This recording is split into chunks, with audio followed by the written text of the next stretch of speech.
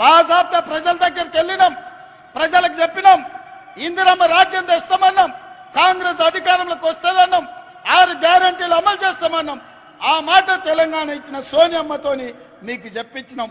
సోనియమ్మ మీద నమ్మకంతోని, కాంగ్రెస్ మీద భరోసాతోని ఇవాళ ఈ ప్రభుత్వాన్ని ఏర్పాటు చేసిండ్రు. మీరందరూ మీరు వేసిన ప్రభుత్వాన్ని, మీరు గెలిపించిన కాంగ్రెస్ను ఇవాళ పడగొడతామని చెప్పి ఫామ్ హౌస్లో చిందులు వేస్తున్నారు. నేను అడుగుతున్న అక్కలారా, చూసుకుంటూ ఊరుకుందామా, లేకపోతే సలాకి ఎర్ర గాల్చి పిర్రల మీద వాతలు పెడతామా? మీరు ఒక్కసారి చెప్పండి.